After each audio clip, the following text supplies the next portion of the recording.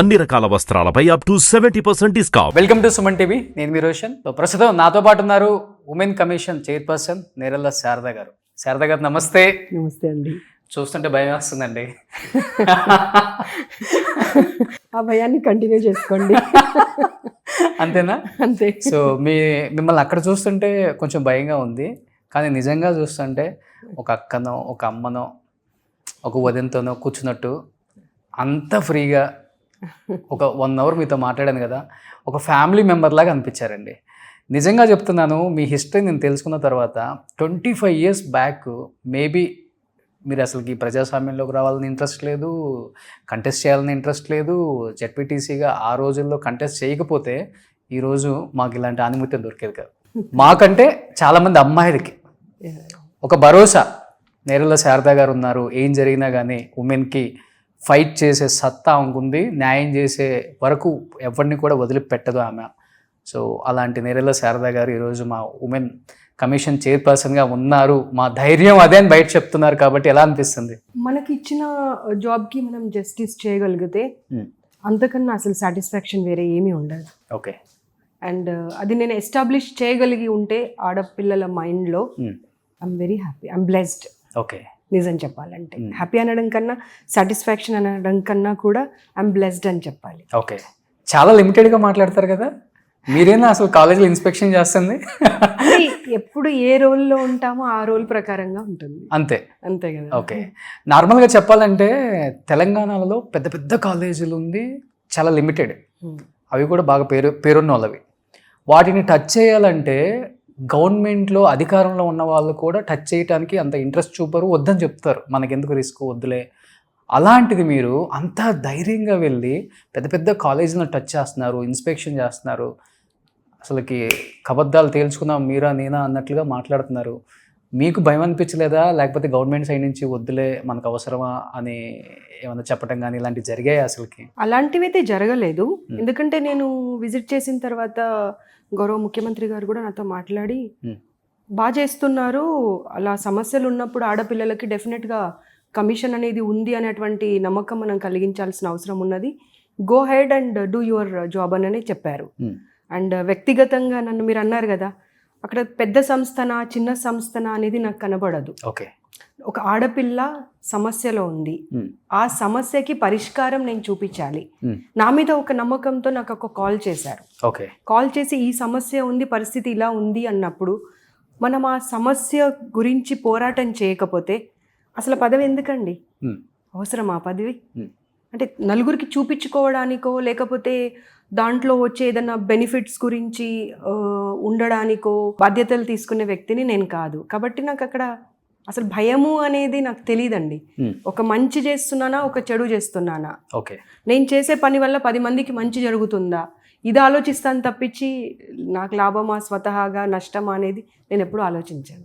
కానీ కొంచెం లోపల భయం ఉంటుంది కదా, పెద్ద కాలేజీలు కదా, భయపడితే second time, third time, fourth time ఎందుకు వెళ్తూ ఉంటాను? ఒకసారి వెళ్ళి మానేస్తాను కదా. అవును. కానీ అలా మానేయలేదు కదా. అవును.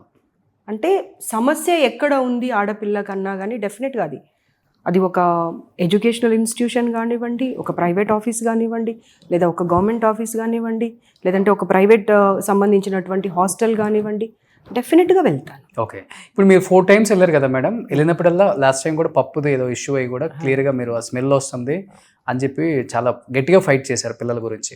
బట్ ఈ లక్షలు ఫీజు కట్టి పిల్లల్ని అంతంత పెద్ద కాలేజీలో జాయిన్ చేసే పేరెంట్స్ కనీసం ఒక్కరోజు కూడా వెళ్ళినప్పుడు ఆలోచించరా ఫుడ్ ఎలా ఉంటుందో, లేకపోతే వాళ్ళు టేస్ట్ చేసినప్పుడు పిల్లల్ని అడగటము అసలు తీసుకోరా? పేరెంట్స్కి తెలియదా? వాళ్ళని బయట మా అబ్బాయి నారాయణ, మా అమ్మాయి చైతన్య అని గొప్పగా చెప్పుకుంటారు కదా. మళ్ళీ అంటే ఇక్కడ 2 విషయాలు మాట్లాడుకోవాలి. ఒకటేమో ఇక్కడ హైదరాబాద్లో హాస్టల్స్లో వచ్చి ఉన్నటువంటి పిల్లలందరూ మధ్యతరగతి, దిగువ మధ్యతరగతికి సంబంధించినటువంటి వాళ్ళు, ఒక పల్లెటూరులో ఉండే పిల్లలు. అంటే వాళ్ళకి దగ్గరలో ఒక మంచి ఇన్స్టిట్యూషన్ వాళ్ళకి అందుబాటులో లేక పిల్లలను బాగా చదివించి పెద్ద ఉన్నత స్థాయికి తీసుకెళ్ళాలి, మాలాగానే ఉండిపోకూడదు అనేటువంటి ఆలోచనతో ఇంత దూరం వేస్తారు. వాళ్ళు వేసినప్పుడు వాళ్ళు ఏమనుకుంటారు, ఇంట్లో ఉన్నట్టుగానైతే ఫుడ్ ఉండదు ఖచ్చితంగా. అవును. ఫుడ్ కానివ్వండి, పరిస్థితులు కానివ్వండి ఇంట్లో ఉన్నట్టుగా ఉండవు. కాబట్టి కొంచెం అడ్జస్ట్ అయ్యి ఉండండి అనే మాట ముందుగానే చెప్పి పంపిస్తారు. అవును. పిల్లలు కూడా దాని ఆలోచనతోనే వస్తారు. కానీ మరీ ఇంకా అసలు బేర్ చేయలేనటువంటి పరిస్థితి ఉన్నప్పుడు మటుకు పిల్లలు చదువు మీద ఎలా కాన్సన్ట్రేట్ చేయగలుగుతారు? సో అక్కడ సమస్య వస్తుంది. పిల్లలు దగ్గరికి తల్లిదండ్రులు కలవడానికి వీకెండ్లో వచ్చినప్పుడు వీళ్ళు ఈ సమస్యలు చెప్తూ ఉంటారు. చెప్పిన తర్వాత వాళ్ళు వెళ్ళి ఇన్స్టిట్యూషన్ యాజమాన్యంలో ఉన్నటువంటి వాళ్ళు, అక్కడ డీన్ కానివ్వండి, ప్రిన్సిపల్ కానివ్వండి, వైస్ ప్రిన్సిపల్, ఎవరు అందుబాటులో ఉంటే వాళ్ళతో మాట్లాడతారు. వాళ్ళు ఏం చేస్తారు కదా అంటే, పిల్లలు చదువుకోవడానికి తప్పించుకోవడానికి ఇవన్నీ ముందు పెడుతున్నారమ్మా అని వాళ్ళ మైండ్ డైవర్ట్ చేస్తారు. అయ్యో, చేసేసరికి పేరెంట్స్ ఏమనుకుంటున్నారు, అరే నిజంగానే పిల్లలు చదువుకోవడానికి తప్పించుకోవడానికి ఇవన్నీ కారణాలు చెప్తున్నట్టున్నారు అని. అరే 2 సంవత్సరాలే కదరా, కళ్ళు మూసుకొని గడిపేరా, చదువుకోవడానికి కదరా నువ్వు వచ్చింది అనే మాట చెప్తున్నారు. కానీ అందరూ మర్చిపోతున్నటువంటి విషయం ఏంటంటే, అటు ఇన్స్టిట్యూషన్స్ కానివ్వండి, ఇటు పేరెంట్స్ కానివ్వండి, ఒక మంచి వాతావరణం కల్పించినప్పుడు, మీరు ఒక మంచి భోజనం పెట్టినప్పుడు, తగినటువంటి నిద్ర ఇచ్చినప్పుడు అండ్ పీస్ఫుల్ వాతావరణం ఇచ్చినప్పుడే కదండి పిల్లలు చదువు మీద కాన్సన్ట్రేట్ చేయగలుగుతారు. ఇవన్నింటినీ తీసేసి వాళ్ళ దగ్గర నుండి చదవమంటే ఎలా చదవగలుగుతారు? మార్నింగ్ 6 o'clock క్లాసెస్ స్టార్ట్ అవుతాయి. 6 to 10:30 క్లాస్ రూమ్లోనే ఉంటారు. ఆ తర్వాత మళ్ళీ వెళ్ళిన తర్వాత ఇంపోజిషన్స్ అని అవన్నీ రాసుకొని పడుకునేసరికి 11-11:30. సండే వచ్చింది అంటే 4 ఎగ్జామ్స్ ఉంటాయి. అసలు బ్రీత్ తీసుకోవడానికి కూడా వాళ్ళకి టైం ఎక్కడుంది చెప్పండి. సో డెఫినెట్గా మార్పు అనేది అందరిలో రావాలి, అటు పేరెంట్స్లో రావాలి, స్టూడెంట్స్లో కూడా రావాలి. నేను స్టూడెంట్స్ని కూడా నేనేమి కాదు అనట్లేదు. స్టూడెంట్స్లో కూడా వెళ్ళే అప్పుడే మనం ఎంచుకునే ఇన్స్టిట్యూషన్ ఎలాంటిది, అక్కడ క్లాస్ రూమ్స్ అంటే స్టడీస్ ఏ రకంగా ఉంటాయి, ఎన్ని అవర్స్ ఉంటాయి, ఫుడ్ ఎలా ఉంటుంది, ఎంక్వైరీ చేసుకొని మీకు నచ్చిందంటేనే వెళ్ళండి. Okay. And parent and student మీరు జాయిన్ అవుతున్నటువంటి ఇన్స్టిట్యూషన్లో వాళ్లకు ముందే కండిషన్ పెట్టాలి. మీరు ఇచ్చినటువంటి పేపర్ పైన మాకు ప్రామిస్ చేసినటువంటి అన్నీ మీరు ఫెసిలిటీస్ ప్రొవైడ్ చేస్తానని ఈరోజు చెప్పింది, నెల తర్వాత వచ్చినప్పుడు అవే ఉండాలి, 6 months తర్వాత కూడా అవే ఉండాలి, ఇయర్ ఎండ్ వరకు అలాగే ఉండాలి. అప్పుడైతేనే మా పిల్లల్ని మేము ఇక్కడ పెడతాము అనేటువంటి అండర్స్టాండింగ్ కానివ్వండి, కమాండ్ కానివ్వండి, డిమాండ్ కానివ్వండి ఉన్నప్పుడే ఇన్స్టిట్యూషన్కి భయం ఉంటుంది, తల్లిదండ్రులకి భయం ఉంటుంది, పిల్లలకి భయం ఉంటుంది. సో పేరెంట్స్లో స్టార్ట్ అవ్వాలి ఇది అందరిలో. ఇన్స్టిట్యూషన్స్కి కూడా ఎలా అంటే కేవలం చదువు అని అంటే చదవరండి పిల్లలు. ఇప్పుడు మనము చిన్నతనం నుండి చారిత్రక బుక్స్ అవి ఇవి మనం చదువుకుంటూ వచ్చాము. దాంట్లో ఏం చెప్తారు వాళ్ళు, మనకు మెంటల్గా ఎంత శ్రమ ఉంటుందో, ఫిజికల్గా ఎంత శ్రమ ఉంటుందో దాంతో సమానంగా మనకు రెస్ట్ కూడా కావాలి కదా. అవును. అప్పుడే మన మైండ్ అండ్ బాడీ రెండు మళ్ళీ యాక్టివ్ అయిపోయి మీరు ఏం చెప్తున్నారో అది నేను రిసీవ్ చేసుకునేటువంటి పరిస్థితికి మళ్ళీ నన్ను నేను ప్రిపేర్ చేసుకోగలుగుతాను. కానీ మీరు ఫస్ట్ టైం వెళ్ళారు, second time, third time, fourth time కూడా వెళ్ళారు మేడం. ఎటువంటి యాక్షన్ తీసుకున్నారు మరి? రికమెండేషన్స్ గవర్నమెంట్కి నోటీస్ ఇష్యూ చేశాము, పిలిపించాము. 4 సార్లు వచ్చారు. వచ్చిన తర్వాత వాళ్ళకి చెప్పాము మేము, మళ్ళీ ఇంకొకసారి నా దగ్గరికి ఈ కంప్లైంట్ రాకూడదు. కంప్లైంట్ కనుక వస్తే డెఫినెట్గా నేను గవర్నమెంట్కి మీ ప్రాబ్లమ్స్ అన్నింటినీ వచ్చినటువంటి complaints with names, with institution name, with branch name, పిల్లల పేర్లతో సహా, పేరెంట్స్ పేర్లతో సహా ఆ సమస్యని గవర్నమెంట్కి మేము రికమెండేషన్స్ కొన్ని పెట్టి సబ్మిట్ చేయడం జరుగుతుంది. దాని తర్వాత తదుపరి చర్య కోసం మీరు ప్రిపేర్ అయ్యి ఉండేది ఉంటేనే మీరు మార్పులు చేర్పులు చేయకుండా ఉండండి. లేదు అలాంటి పరిస్థితి రాకూడదు అనుకుంటే ఇవాళ ఏ సమస్య లేవనెత్తారో మళ్ళీ అదే సమస్య రెండోసారి కూడా రాకుండా చూసుకోండి అని 4 సార్లు చెప్పాము. చెప్పినా మారకపోతే ఏం చేయాలి అనేది ఇంకా నెక్స్ట్ స్టెప్లో. ఓకే, మార్పు వచ్చిందా ఇప్పుడు? మళ్ళీ కొంతవరకు వచ్చింది. ఇప్పుడు నేను వెళ్ళిన కొన్ని ఇన్స్టిట్యూట్స్లో వాళ్ళు భయంతోనా, భక్తితోనా, ప్రేమతోనా నాకు తెలియదు కానీ వాష్రూమ్స్ క్లీన్ చేసి, డోర్స్ అన్నింటికి ప్రాపర్గా పెట్టించి, కాల్స్ చేసి, అమ్మ మళ్ళీ ఆ బ్రాంచ్ ఏదైతే మీరు విజిట్ చేశారో ఆ బ్రాంచ్ని ప్రాపర్గా మెయింటైన్ చేస్తున్నామా అని చెప్పి కాల్ చేసి చెప్పడం జరిగింది. Okay okay. సో పిల్లలు అంతా హ్యాపీగా ఫీల్ అవుతారండి అసలు వెళ్ళినప్పుడు. చాలా. బట్ ఏమవుతుందంటే మళ్ళీ అదే సేమ్ సమస్య, ప్రతి బ్రాంచ్కి వెళ్ళాలి, ప్రతి స్కూల్కి, ప్రతి కాలేజ్కి వెళ్ళాలి అంటే కష్టం. కాబట్టి నేను ఈ 3 అన్నాను, పేరెంట్స్, స్టూడెంట్స్, ఇన్స్టిట్యూషన్స్. వాళ్ళు బాధ్యత తీసుకుంటే అసలు మనం వెళ్ళి వాళ్ళని ప్రశ్నించేటువంటి అసలు ఆ ప్రశ్ననే రాదు. అవును. కానీ మీ మీద ఒక అపవాదం ఉంటుందండి బయట, సో నేరెళ్ళ శారదా గారు అంటే ఈ ప్రైవేట్ ఇన్స్టిట్యూషన్స్ టార్గెట్ చేసుకొని వాటిని ఇన్స్పెక్షన్ చేసి కావాలని ఏదో ఒక స్టంట్ ఉంటుంది కదా, ఇప్పుడు కనిపించాలి మనం అని కొంతమంది అనుకుంటుంటారు. ఇది రకరకాలుగా ఉంటుంది, అంటే నెగిటివ్ ఉంటుంది, పాజిటివ్ ఉంటుంది. So publicity stunt. Government institutions, government hostels ఎప్పుడైనా విజిట్ చేశారా? అక్కడికి వెళ్ళి చూడాలి కదా అసలుకి ఎలా ఉందో పరిస్థితి, అది ఎప్పుడు చూడలేదా అమ్మ అంటారు. నిజమా అది? లేదు, చాలా తప్పు. అది ఏమవుతుంది అంటే వాళ్ళు న్యూస్లో వచ్చినప్పుడు కానీ, నేను వెళ్ళిన ప్రతి ప్రోగ్రామ్ నా ట్విట్టర్లో, నా ఇన్స్టాలో ఉంటుంది. ఓకే.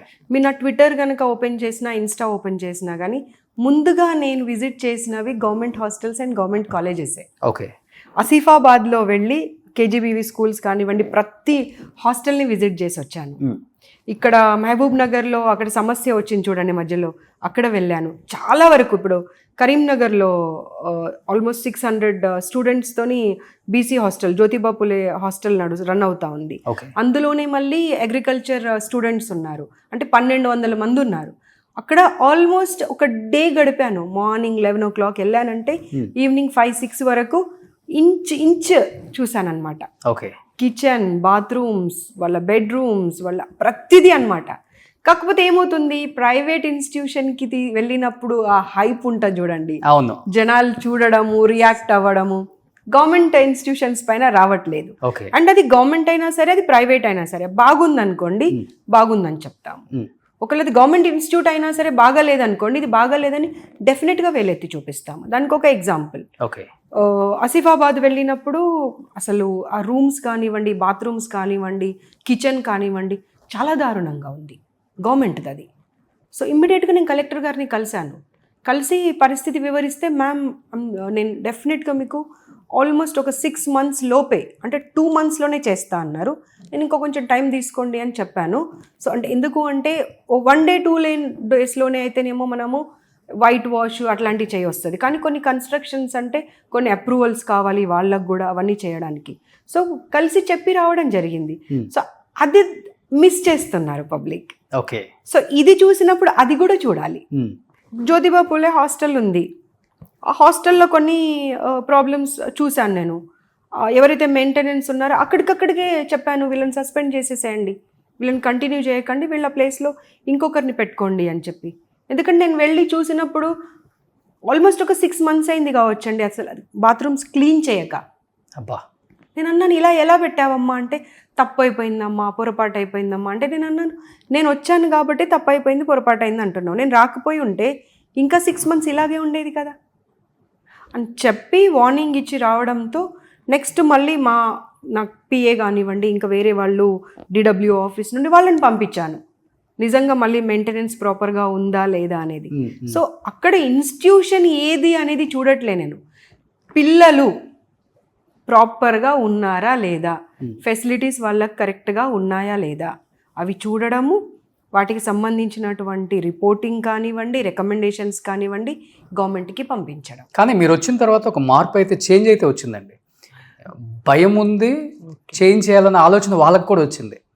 అరే మనం ఇన్ని ఫీజులు తీసుకుంటున్నాం, మనం అట్లీస్ట్ పిల్లలకి ఏమేమి ఇవ్వాలి, స్మాల్ థింగ్స్ మీరు చెప్పేది, బాత్రూమ్ క్లీనింగ్, మంచి ఫుడ్, స్మెల్ లేకుండా కర్రీ, సెక్యూరిటీ, ఇవన్నీ చిన్నవి చెప్పాలంటే.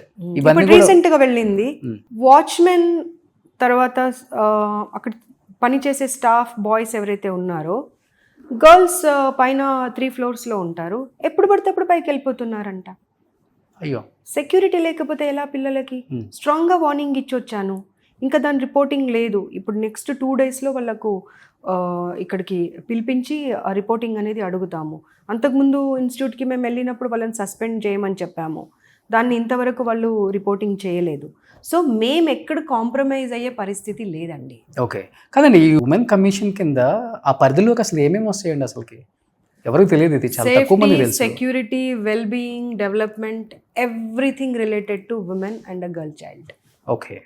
మీరు ఎలా తీసుకుంటారు మీ బాధ్యతను అనేది, అది ఆ పర్సన్ ఎవరైతే ఉంటారో ఆ సీట్లో వాళ్ళని బట్టి ఉంటుంది. ఓకే.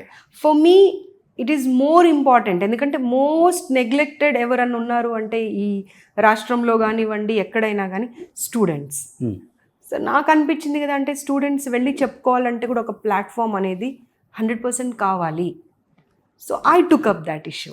ఓకే, అంటే మీకు అంటే మెయిల్స్ చేయటం కానీ కాల్స్ చేయటం కానీ లేకపోతే టోల్ ఫ్రీ నెంబర్కి మీకున్న నెంబర్కి కాల్ చేస్తే వెంటనే మీరు స్పందించటం ఇమీడియట్గా.